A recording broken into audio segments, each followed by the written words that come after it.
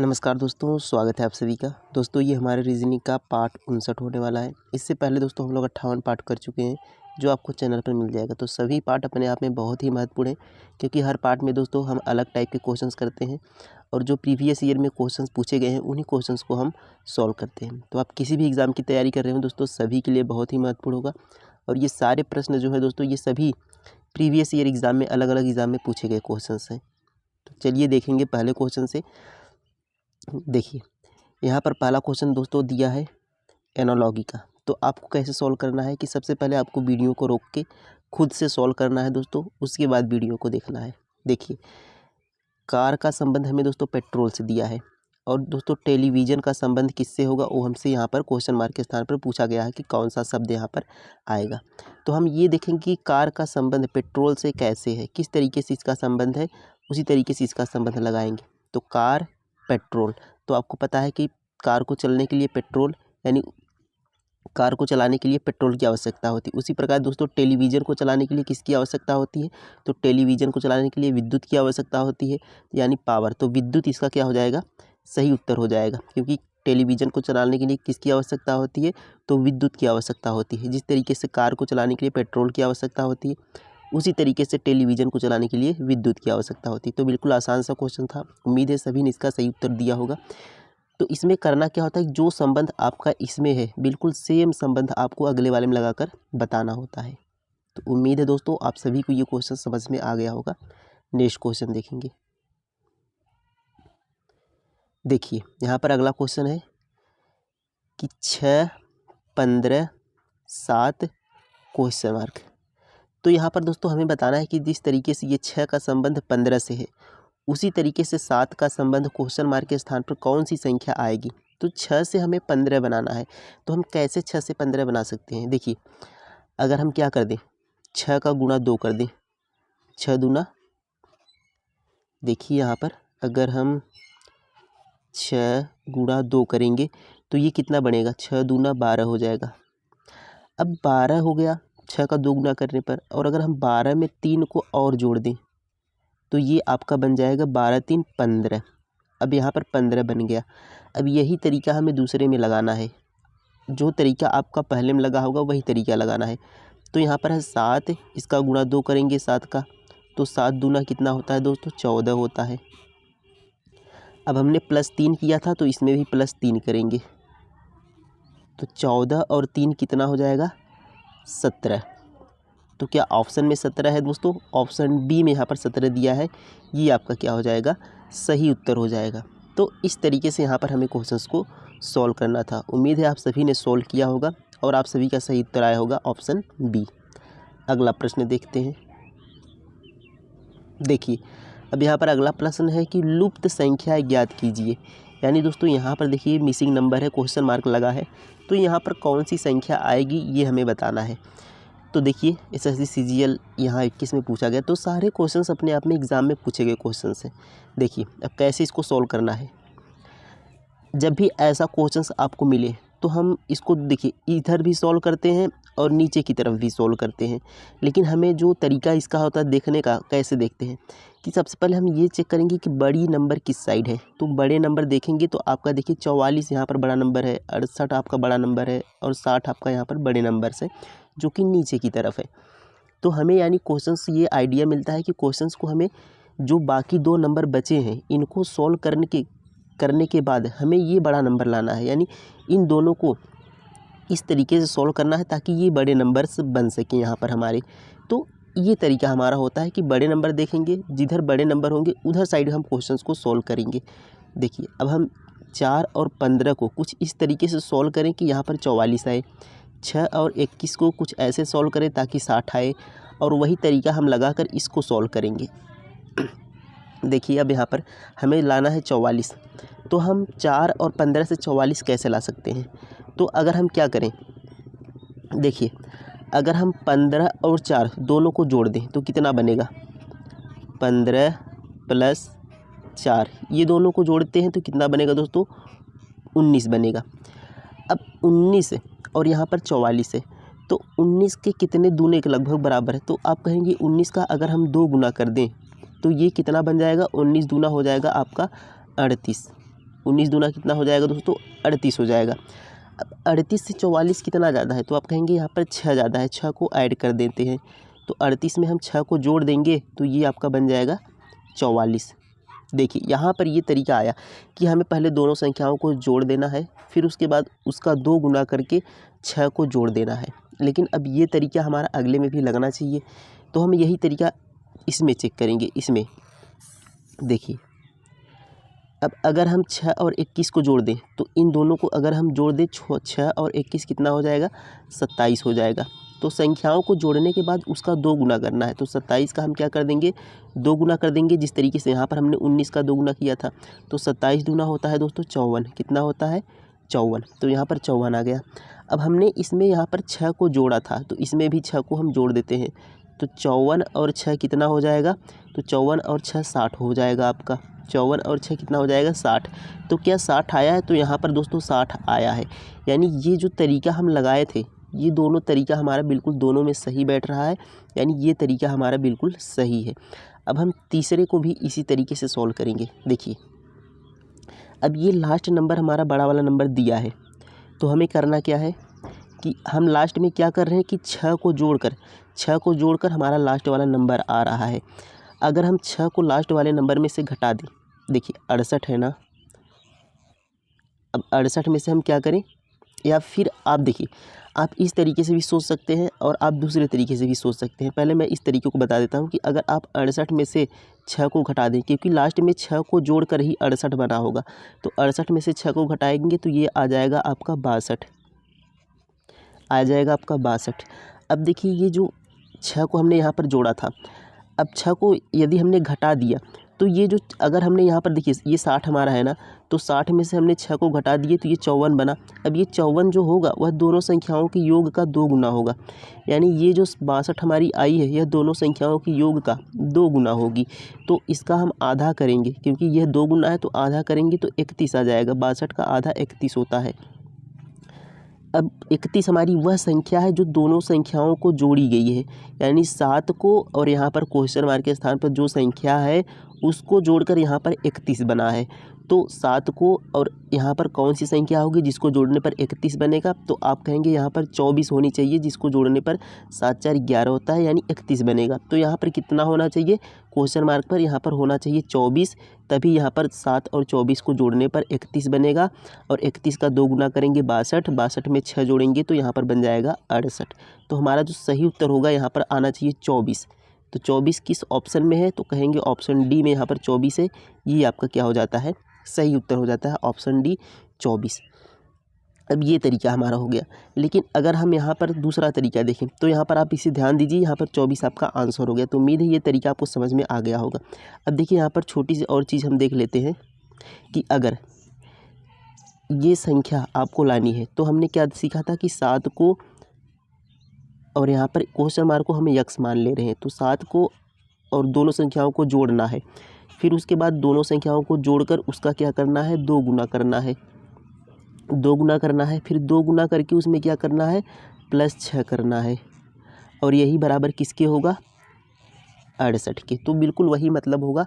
आप अगर ये वैसे ना समझ पाए हो तो ऐसे सॉल्व कर सकते हैं, लेकिन तरीका आपको वही लगाना है। अभी देखिए ये 6 इधर है, तो इधर जाकर 6 क्या हो जाएगा माइनस हो जाएगी, इधर जाकर घट जाएगा, तो इधर आ जाएगा आपका 62।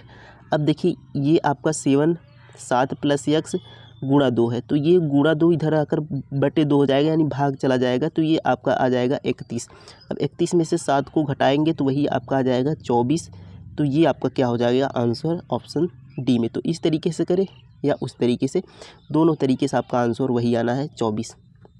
उम्मीद है आप सभी को ये समझ में आया होगा। अगला प्रश्न देखेंगे। अब देखिए यहाँ पर नेक्स्ट क्वेश्चन है कि नीचे दिए गए सही विकल्पों का चयन कर श्रृंखला को पूरा करें। अब देखिए यहाँ पर ये श्रृंखला दी गई है, यानी सीरीज, जिसमें नंबर और लेटर दोनों है। अब ये किस तरीके से चल रहे हैं ये हमें बताना है।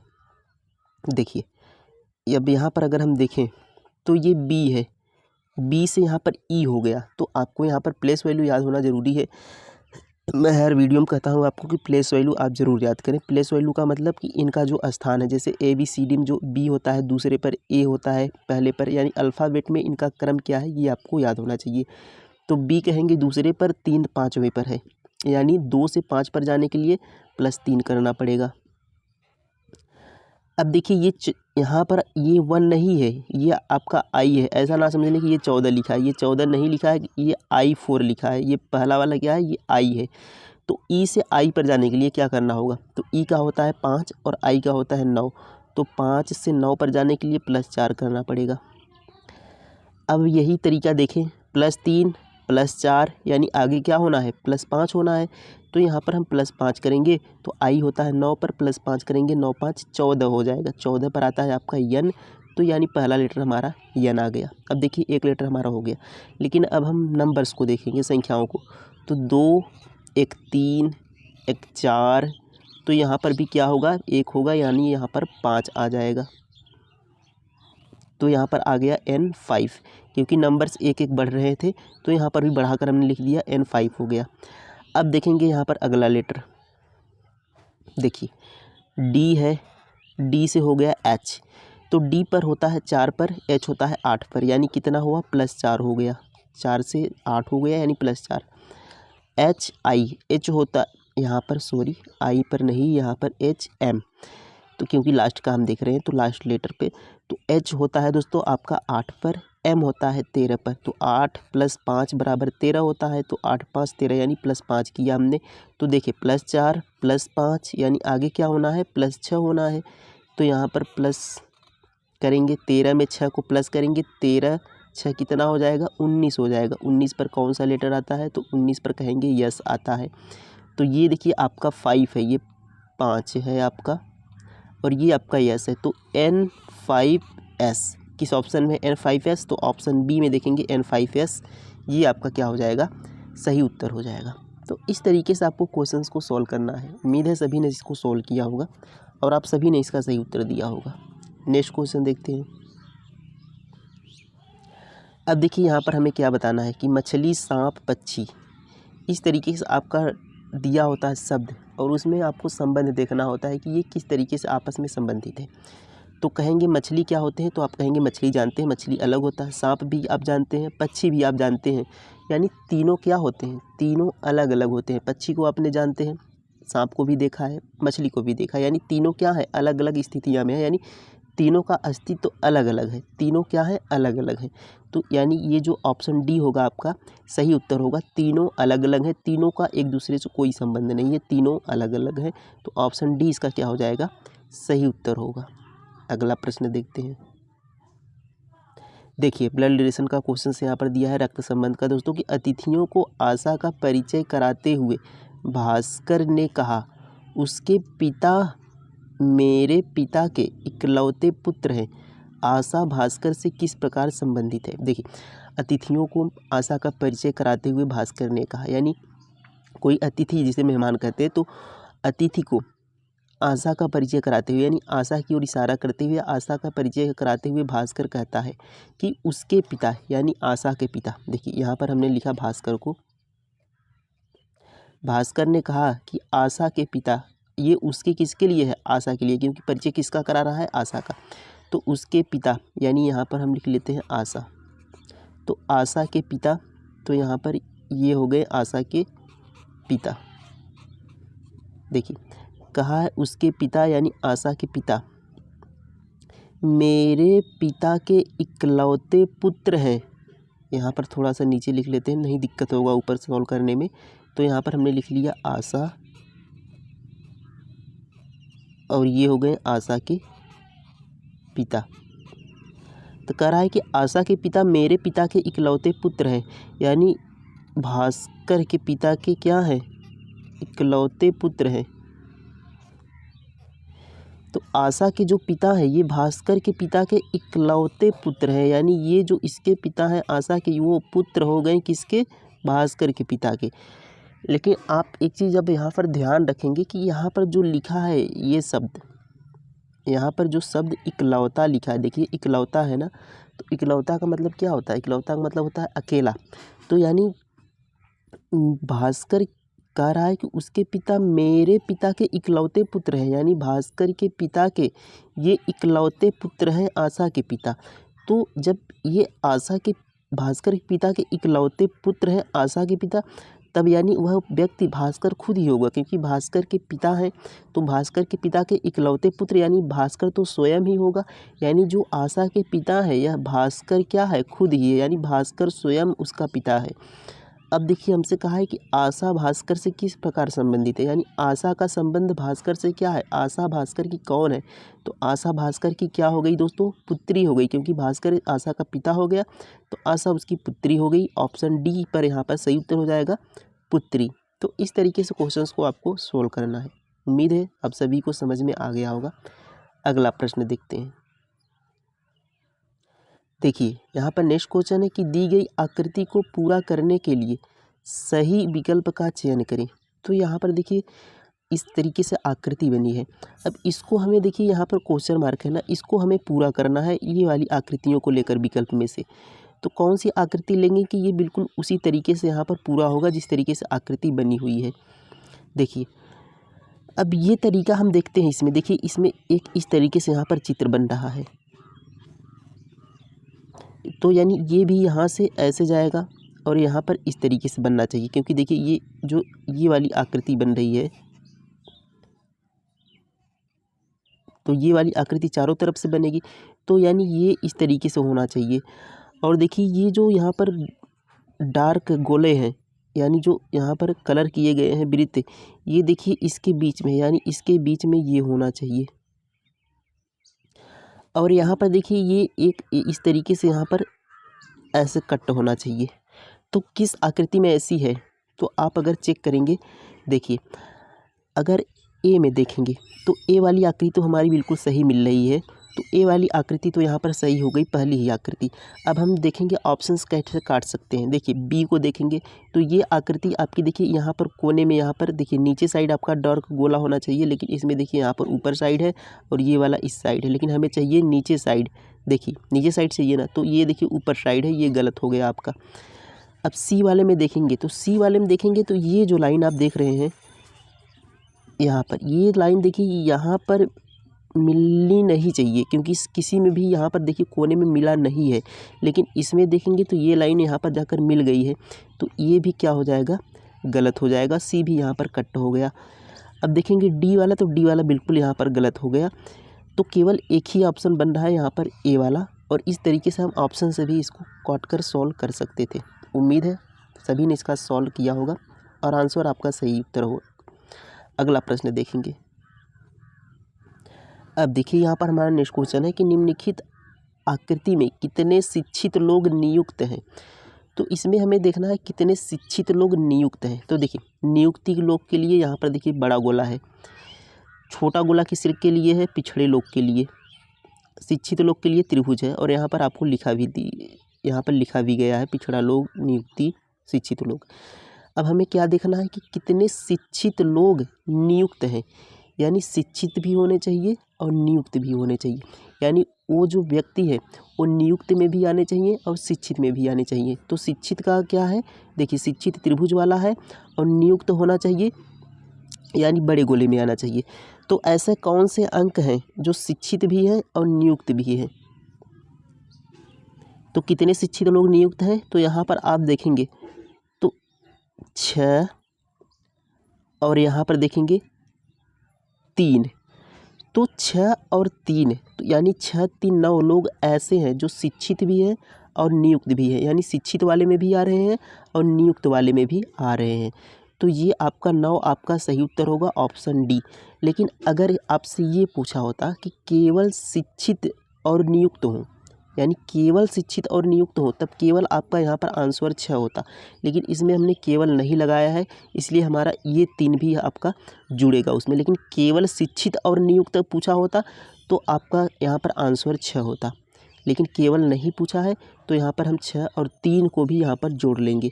और अगर यदि इसमें पूछ लिया जाता कि शिक्षित नियुक्त, अगर इसमें पूछ लिया जाता कि शिक्षित नियुक्त और पिछड़े तीनों हों, तो तीनों कौन सा अंक है, तो यहाँ पर केवल 3 ऐसा संख्या है जो तीनों में है। तो इस तरीके से आपको ऐसा क्वेश्चन पूछा जाता तो 3 आपका वहाँ पर आंसर होता। तो इस तरीके से हम इस क्वेश्चन को सॉल्व करते हैं। आसान सा क्वेश्चन होता है और हम आसानी से इसको बना पाते हैं। उम्मीद है आप सभी को ये क्वेश्चन समझ में आए होंगे और तरीका आपको यहाँ पर अच्छा समझ में आया होगा कि किस तरीके से हमें क्वेश्चंस को सॉल्व करना है। तो वीडियो कैसा लगा दोस्तों एक बार कमेंट में ज़रूर बताइएगा। मिलते हैं अगले पार्ट में। थैंक यू, धन्यवाद, जय हिंद।